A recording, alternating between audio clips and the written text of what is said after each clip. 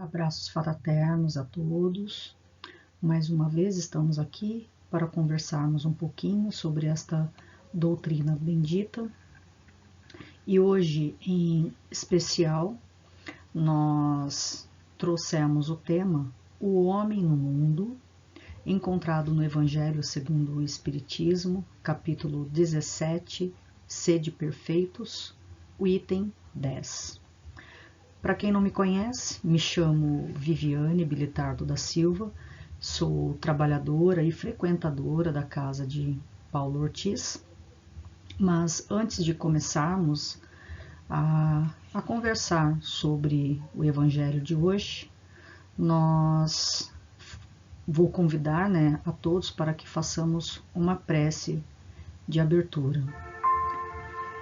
Então vamos neste momento entrando em sintonia com os nossos amigos espirituais, benfeitores do espaço, rogando sua presença para que nos ampare, que abra nossas mentes para que possamos absorver todo o conteúdo dos ensinos de hoje e que sempre que possível, Senhor, possamos colocá-lo em prática em nosso dia a dia, buscando sempre a nossa melhora enquanto ser humano, que possamos contribuir para uma sociedade melhor, uma sociedade mais justa. E aproveitamos também a oportunidade para agradecer a presença constante dos nossos amigos do espaço em nossas vidas, nos amparando e nos protegendo sempre quando passamos por momentos de aflições. Se conosco agora e sempre, e que assim seja, graças a Deus. Então, como comentamos há pouco, conversaremos hoje sobre o homem no mundo. Neste mundo de provas e expiações, onde o mal ele ainda prevalece sobre o bem. Então, como nós, seres humanos, como que nós devemos nos proceder neste mundo a qual passamos por tantas adversidades? Será que conseguiremos neste mundo gozarmos de uma felicidade, mesmo diante de tantas aflições, de tantos momentos aí de sofrimento? Então, é aí, com esta temática de hoje, que nós refletiremos em relação ao nosso comportamento dentro desta sociedade em que vivemos.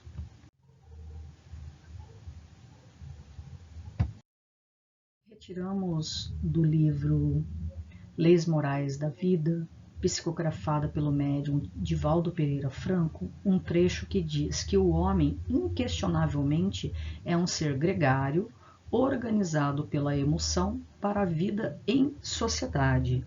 Então, um ser gregário significa que é conviver, viver em grupo, organizado pela emoção para a vida em sociedade. Então, ao longo da história, o homem sentiu a necessidade para um bom desenvolvimento social de leis para organizar, para ditar regras, para ditar normas. Então, foram aí que surgiram as leis humanas direcionadas num caráter moral e ético, porém, essas leis do homem, elas são leis mutáveis, porque elas vão se modificando e se adequando de acordo com a necessidade da sociedade. Ao passo que nós temos uma outra lei, que nós chamamos de lei universal, trazida pelo nosso mestre, criada por Deus, mas trazida pelo nosso mestre irmão Jesus, que é a lei do amor. Amar a Deus sobre todas as coisas e a teu próximo como a ti mesmo. Lembrando que esta lei é uma lei imutável. Porque se o homem seguisse na sua plenitude a essência dessa lei do amor, nós não precisaríamos de mais nenhuma outra regra de conduta, de comportamento. Porque o amor, na sua essência, como foi exemplificado pelo nosso Mestre Jesus, seria para nós uma grande bússola para o progresso da nossa sociedade. Na questão 768 do Livro dos Espíritos, tem uma pergunta que diz que o homem, procurando a sociedade, não faz senão obedecer a um sentimento pessoal ou há nesse sentimento um objetivo providencial mais geral? O homem deve progredir. Sozinho ele não pode porque não tem todas as faculdades. É-lhe preciso o contato dos outros homens. No isolamento ele embrutece e se debilita. Isso está diretamente relacionado com a lei do progresso. Então, cada um de nós possuímos uma habilidade e cada um vai somar com o outro. Por isso, da necessidade desse convívio com outros homens, para que tenhamos essa troca de informações e de experiências. Então, como vivenciar experiências novas no isolamento? Então, nenhum homem tem as faculdades completas. Pela união social, eles se completam um pelos outros para assegurar o seu bem-estar e progredir. Então, exemplo: queima uma lâmpada na nossa casa, queima um chuveiro. Então, nós precisamos de um eletricista, porque eu, por exemplo, não tenho a competência para desenvolver tal função, tal habilidade. O nosso alimento. Precisamos do pescador, precisamos do agricultor, do pecuarista, para que chegue esses alimentos até as mercearias, aos supermercados, para aí sim conseguirmos abastecer as nossas casas e colocarmos o prato de comida à mesa. Um outro exemplo, o nosso carro ele quebra. Nós precisamos do mecânico para consertá-lo. Se queremos adquirir um carro, nós precisamos o quê? Da concessionária, que por sua vez precisa da montadora dos veículos. Então, por isso, tendo a necessidade um dos outros, somos feitos para viver em sociedade e não isolados. No livro Leis Morais da Vida, psicografada pelo médium Divaldo Pereira Franco, retiramos um trecho que diz que, graças à dinâmica da atualidade, diminuem as antigas incursões ao isolamento, seja nas regiões desérticas, para onde o homem fugia a buscar meditação, seja no silêncio das clausuras e monastérios, onde pensava poder perder-se em contemplação. Então, nós precisamos, na atualidade, hoje, atuar na sociedade através do trabalho na prática do amor e da caridade ao nosso próximo, seja servindo na caridade moral ou na caridade material. Então, um exemplo: Chico Xavier e suas cartas consoladoras às famílias que perderam seus entes queridos e ficaram tristes, desesperançosas, em busca de uma palavra de consolo, para confortar os seus corações. Madre Teresa, que foi para a rua cuidar e alimentar os famintos. E o maior de todos os exemplos que nós tivemos entre nós enquanto ele esteve encarnado, que foi Jesus, que curava os enfermos, cuidava das feridas dos leprosos. orientava a população da época através de suas palavras, amparava os aflitos como aquelas mulheres adúlteras. Então, portanto, o isolamento ele nos afasta do mundo, ao passo que a vida em sociedade nos possibilita inúmeras possibilidades de experiências do trabalho e do progresso. Ainda neste livro das Leis Morais da Vida, Joana de Ângeles ela afirma que a vivência cristã se caracteriza pelo clima de convivência social em regime de fraternidade, no qual todos se ajudam e se socorrem, diminuindo as dificuldades e consertando problemas. Então, vivenciar os exemplos e os ensinamentos de Jesus, exaltando dentro de nós o espírito da fraternidade, através da prática do amor e da caridade, onde todos se ajudam e todos se socorrem. Assim, é a lei universal do Cristo, a prática do amor, e quando nós praticamos o amor, nós exercemos a fraternidade, nos ajudando, nos socorrendo, nos amparando em todos os momentos de nossas vidas. E isolar-se, portanto, a pretexto de servir ao bem, não passa de uma experiência na qual o egoísmo predomina, longe da luta que forja e constrói os santos da abnegação e da caridade. Isolar-se é desenvolver cada vez mais o egoísmo dentro de nós. Então, os santos abnegados, eles praticavam a caridade neste mundo de provas e expiações, e eles procuravam entender todas as dificuldades como possibilidades de aprendizado, como possibilidades de burilamento da alma, e eles continuavam a servir o próximo sem reclamar e entendendo que a dor do outro sempre era muito maior do que a deles. Ou seja, eles eram abnegados porque eles renunciavam à própria vontade em função do outro.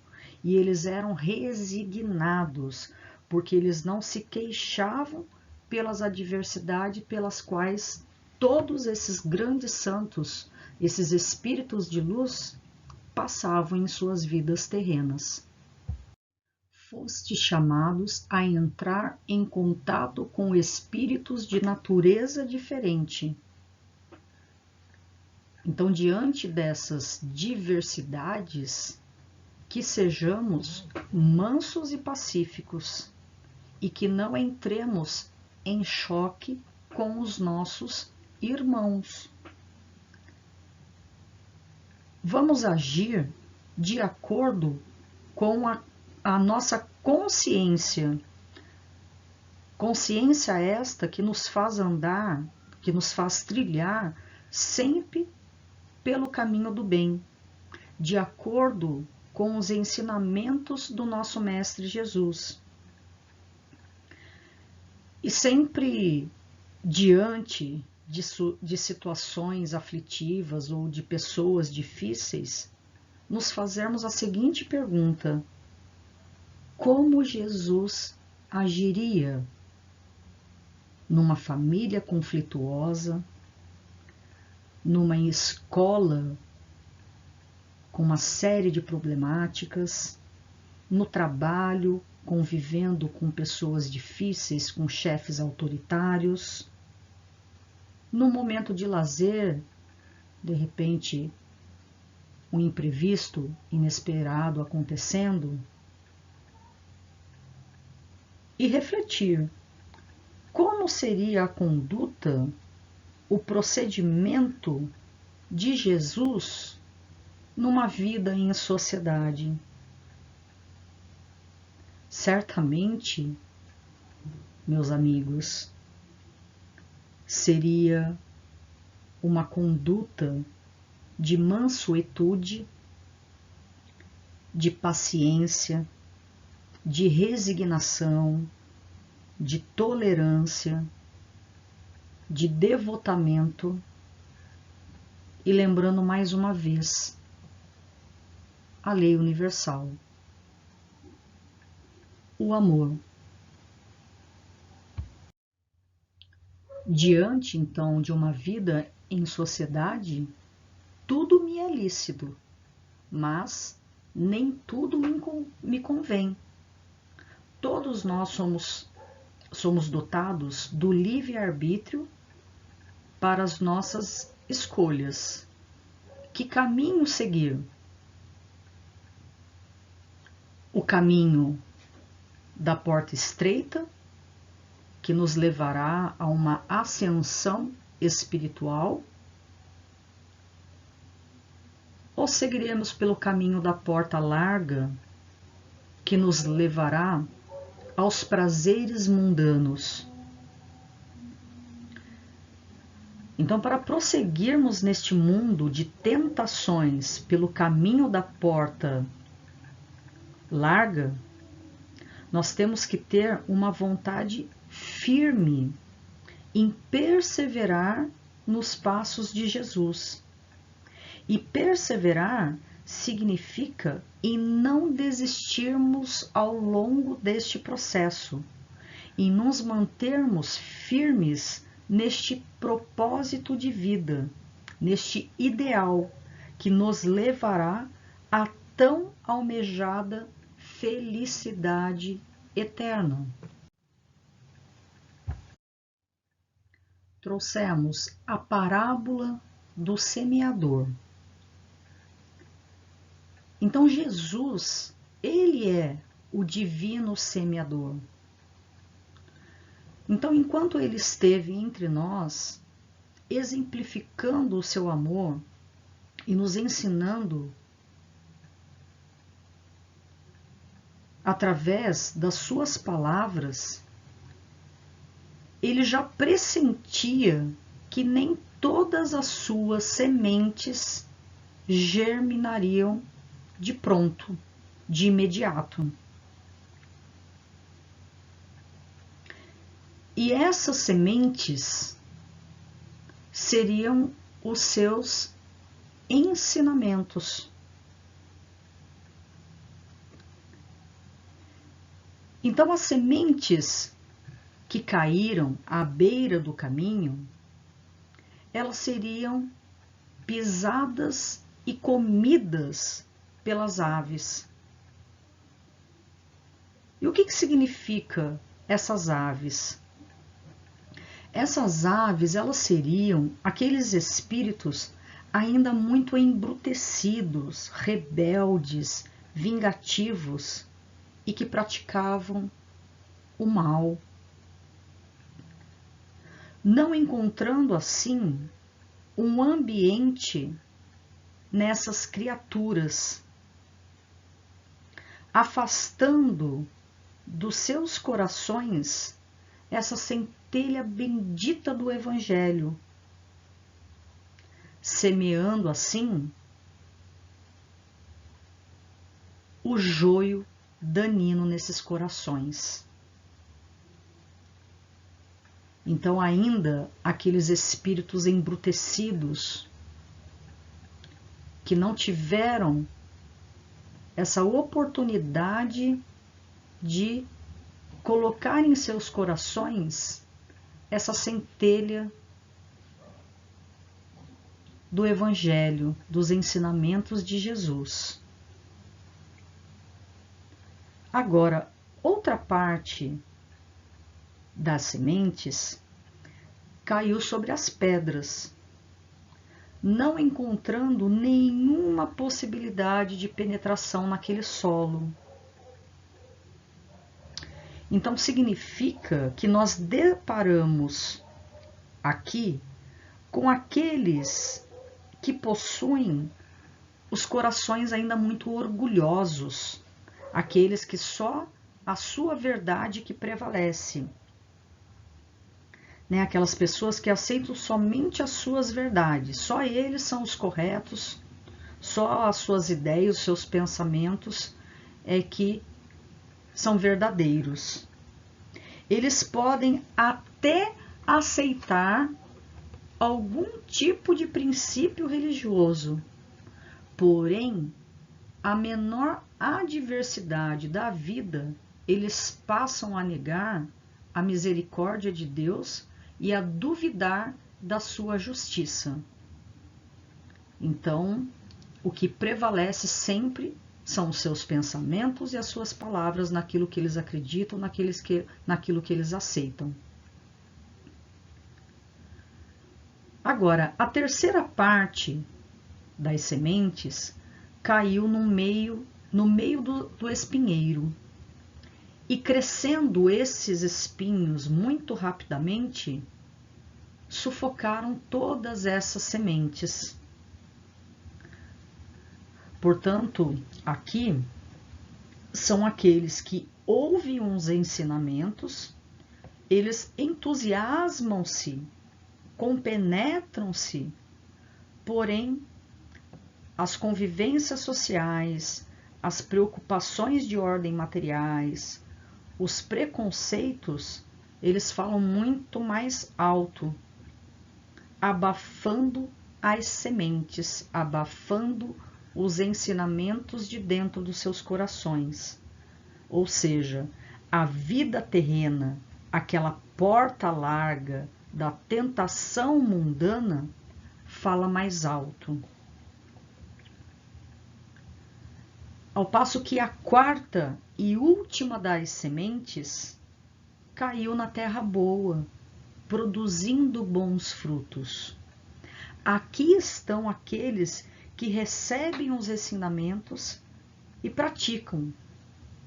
Na sua plenitude, difundem e propagam esses ensinamentos, procurando sempre amenizar a dor daquele próximo e estancar toda lágrima de sofrimento, tentando implantar no lugar desse sofrimento a alegria e a esperança dentro desses corações. Então o Evangelho, ele está aí, entre nós, cheio de generosas sementes lançadas cotidianamente aos quatro ventos pelos ceareiros que o Mestre tem feito suscitar entre nós. Nos deparamos sempre com pessoas iluminadas que nos dão exemplo no dia a dia, seja através de uma prática, seja através de uma palavra, seja através de um olhar. Mas Jesus continua semeando entre nós. E ele deixou muitos exemplos, muitos tarefeiros. Basta somente prestarmos atenção. E por quê? Um de nós não podemos ser um bom fruto e sermos semeadores do seu Evangelho. Então plantemos dentro de nós a semente do bem e sejamos ceareiros de Jesus, divulgando a verdade, a imortalidade da nossa alma, as inúmeras possibilidades que temos de recomeçar e fazer diferente, buscando sempre a nossa transformação, contribuindo para uma sociedade mais igualitária e justa e acolhendo sempre aquele mais necessitado. Reconhece-se o verdadeiro espírita por sua transformação moral e pelos esforços que faz para dominar as suas más inclinações. é a base da nossa doutrina, é a reforma íntima, é extirpar dentro de nós essas chagas que trazemos enraizadas, como o egoísmo, o orgulho, a inveja, os ciúmes, a intolerância, o fanatismo, que entravam o nosso progresso moral. A virtude, em seu mais alto grau, ele comporta o conjunto de todas as qualidades essenciais que constituem o homem de bem. Trabalhemos dentro de nós o desenvolvimento dessas virtudes. Ser uma pessoa boa, caridosa, laboriosa, moderada, ponderada, modesta. Lembrando que aquele que exibe a sua virtude não é virtuoso, porque a pessoa virtuosa, ela não gosta de se exibir, ela se oculta na obscuridade e foge do olhar das multidões. Então, no Evangelho segundo o Espiritismo, no capítulo 17, lá no item 8, tem um trecho que diz que mais vale menos virtudes com modéstia do que muitas com orgulho. E foi com orgulho que as humanidades sucessivas se perderam, e é pela humildade que elas um dia deverão se redimir. Então, para que sejamos plenos neste mundo de provas e expiações, que procuremos buscar a nossa felicidade, buscar a nossa melhoria enquanto ser humano, mesmo diante de todas as adversidades e aflições que passamos cotidianamente neste mundo.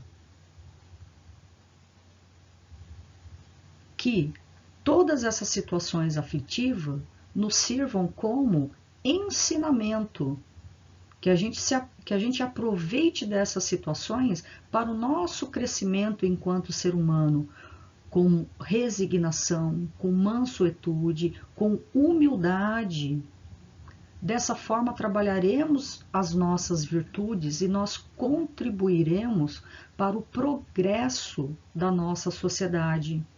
E vivendo neste mundo, para um dia termos o merecimento de habitarmos um outro mundo mais evoluído e sempre com o mesmo ideal, com o mesmo propósito de vida, que é o de atingirmos um dia a tão sonhada felicidade plena e de termos a condição de habitarmos junto de espíritos mais evoluídos, mais iluminados, e continuar no trabalho, na seara de Jesus, ajudando aqueles que ainda encontram-se numa condição aflitiva, numa condição ainda de ignorância, numa condição ainda de baixo desenvolvimento, né, dessas suas virtudes, né, dessas chagas que entravam todo o progresso, tanto individual como o progresso coletivo da nossa sociedade. Então, a força da sociedade, ela nasce das diferenças e devemos aprender a respeitar e a tolerar pensamentos diferentes dos nossos, pessoas diferentes de nós, e extrair o lado bom de cada situação e indivíduo, para somarmos na evolução e construção desse ideal de sociedade e para um convívio feliz e equilibrado uns com os outros, viver de forma fraternal. Convido a todos agora neste momento que mantêm suas mentes elevadas, em harmonia com os nossos amigos espirituais, benfeitores do espaço, rogando neste momento que a equipe espiritual de Dr. Bezerra de Menezes, médicos e enfermeiros, possam levar a todos esses irmãos enfermos, necessitando de um alívio para suas dores, que derrame o remedinho necessário para amenizar todo esse sofrimento. Abençoe também suas famílias, que possam se sentir mais calmas, fortalecidas para este enfrentamento. Pedimos também, Senhor, que se faça presente nos abrigos, nos orfanatos, que o amor possa envolver a todas essas crianças e adolescentes desamparadas de seus lares, de suas famílias, que elas possam sentir o nosso carinho e o nosso afeto e aquecer os seus corações. Pedimos pelos velhinhos institucionalizados, que possam receber o nosso abraço fraterno, aquecendo e envolvendo-nos com os nossos melhores sentimentos. Pedimos também, Senhor, que a semente do bom fruto possa ser plantada no coração desses irmãos que encontram-se encarcerados, que encontram-se ainda na vida da criminalidade, dos vícios. Hoje sabemos que é uma semente que foi comida por essas aves de rapina, mas um dia, quem sabe, essas sementes germinarão forte em seus corações e nas consciências de cada um desses irmãos. E um dia, quem sabe, bons frutos nascerão em nossa sociedade. Pedimos pelos nossos governantes que possam ser tocados em suas consciências para que governem para o povo e que façam o melhor para a nossa sociedade. Sociedade essa que clama por justiça e igualdade. E vibremos agora também por todos esses irmãos que encontram-se em tratamento na nossa casa de Paulo Ortiz, que os nossos trabalhadores espirituais possam se fazer presente neste momento, amenizando as dores, as aflições e os sofrimentos de todos esses irmãos, colocando em suas águas o lenitivo necessário para acalmar essas dores. E pedimos por nós mesmos que abençoe os nossos lares, os nossos familiares. E agradecemos a Deus nosso Pai, a Jesus nosso Mestre, aos nossos anjos de guarda, aos nossos mentores espirituais, por tanto que recebemos. Muito obrigado pela presença constante de vocês em nossas vidas e segurem em nossas mãos quando os nossos passos vacilarem e depositem sempre em nosso coração essa semente do Evangelho de Jesus, que nos serve sempre como uma bússola para andarmos sempre no caminho de Jesus. Se conosco, Senhor, agora e sempre, que assim seja, graças a Deus.